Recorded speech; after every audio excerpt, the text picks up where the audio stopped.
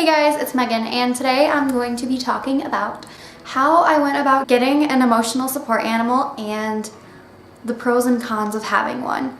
So down below I'm going to leave a link to the website I went to get my cat registered as an emotional support animal and to get my evaluation letter done, and I am going to talk about it now.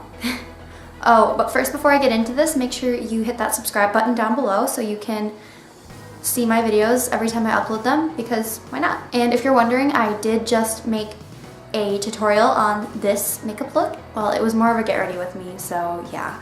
So I found out about emotional support animals through a post on Tumblr, and I thought about it for a while, and this was way before I even had an animal that I could even think about registering, because I wasn't about to register my dog because my mom would not allow that, and neither would my dad, because that dog is their baby, other than their actual babies. So yeah, on my last day of high school of senior year, I found out I was going to be able to get a kitten, and my mom asked me if I would be able to take it to college with me, and said, I don't know, if I can get him registered as an emotional support animal, I will. But I didn't know if I was going to be able to. And the thing about having an emotional support animal is you can't take advantage of it. If you're somebody who doesn't have a mental illness or something that makes it hard for them to do their daily life without the support of an animal, then you shouldn't take advantage of the system, because it's not right. And you'll have to pass a test that is an evaluation on whether or not you're even going to qualify for an emotional support animal. So you really need to think about it before you just straight up sign up for it. And it costs money, it's not free. So I'm not sure if insurance covers it. I had to pay for mine out of pocket, but having my cat here at college is one of the best things ever. He really helps, and it feels really weird when he's not around and when I can't just pet him and take care of him. And when I was going through the process of getting him registered, I had to search a bunch of websites and find out which ones were actually credible, which ones were real. Some of them said you'll get your money back if you don't pass the evaluation test, but the way I see it is I don't know, because then you could just go take it again until you pass it. I don't know. I mean, it makes me sound really selfish to say that not everybody needs an emotional support animal, but also not everybody is going to take the responsibility and actually take care of it. There's a possibility that somebody could just leave their litter box full and never clean it, and that's just really gross, because you're still sharing a dorm with other people, and if they have to smell that, it's not fair to them.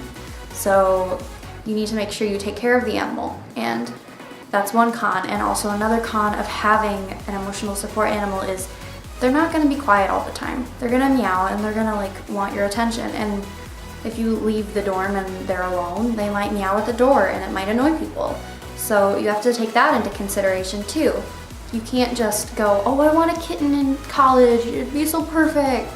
You have to actually consider what it's going to take care of that animal. And, oh, my cat's coming out here right now. Come here, Smokey. Baby.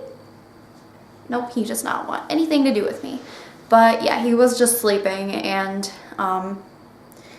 another thing is, you're going to have to talk to roommates about it, because I'm in a situation where I share a dorm with 2 other girls. A lot of people share a dorm with only one person and then have a suite mate, but the way my dorm is set up is that there's 2 rooms, 1 middle room and a bathroom, and it's a private bathroom. It doesn't have 2 doors on the bathroom, so that's the reason I mainly wanted this hall, because it's set up that way. But one thing you have to take into consideration about having an emotional support animal is it's not going to know the difference most of the time between your stuff and your roommate's stuff. So if your animal ruins something of your roommate's, you have the responsibility to replace it or at least let your roommate know that it was your animal that did it and that you are aware that your animal did that. You can't just let it go and just be like, well, oh well. You have to take responsibility. And if you have roommates that don't want your animal on their furniture, then you might not want to have an emotional support animal in that dorm, or maybe consider different roommates, because my cat, I know for sure, likes to sleep on my roommate's bed, who I have the top bunk, she has the bottom bunk, and I know that he likes to sleep on there when he's being lazy and doesn't feel like jumping up onto my bed. And if you have roommates who don't like cat hair, you're gonna have to take care of cat hair and make sure you brush them regularly so their hair isn't as much of a problem, because most animals shed, most cats shed. Smokey didn't really start shedding until recently, and I think that's just because it's fall now and it's gonna be a little bit, he's growing a thicker coat and he's gonna shed, because that's what animals do. He sleeps all the time when we're gone. When we're here, he's awake and wants to play, and it makes sense. But like when we're here, it's usually when we are very tired and want to go to sleep, or we need to do homework. We don't just hang out in our dorm all the time, unless you're me and you're really lame and don't do anything. So that's another thing. You cannot neglect your emotional support animal. You need to take care of it. You need to make sure it has food and water all the time, and don't overfeed it, and clean the litter box and give it attention. You can't just have it to have it to look at. You have to take care of it. And that's what I'm scared of. A lot of people like seeing this post on Tumblr that says, if you get your animal registered as an emotional support animal, you have the legal right, and a homeowner will not be allowed to refuse you an emotional support animal. But also, not everyone is going to take the responsibility seriously. And that's what I'm scared of, because I don't want people to be abusing their animals and not taking care of them, because that's just awful. I care a lot about animals, and I want to make sure my cat has the best life he possibly can. I don't want him to ever feel neglected. I want him to be a happy cat, and he in turn is making me a happy person. So yeah, and I need to clear up the difference between an emotional support animal and a service animal. Service animals are animals that you can take into stores, into restaurants, into any place that does not normally allow animals, because they are a service animal. An emotional support animal is mainly for housing and for travel, like for the plane or for housing situation.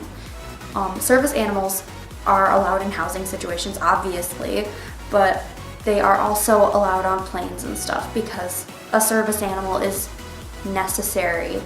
Like a seeing eye dog, obviously necessary. Emotional support animal, not as necessary, but it helps a lot. And yeah, I just needed to clear up the difference between a service animal and an emotional support animal. And yeah, I think that's pretty much it.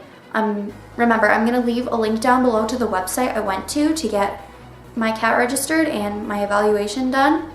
And yeah, I am gonna go. I hope you guys enjoyed this video. Leave a big thumbs up if you enjoyed it, and leave a comment down below on if you think an emotional support animal might actually help you. Bye.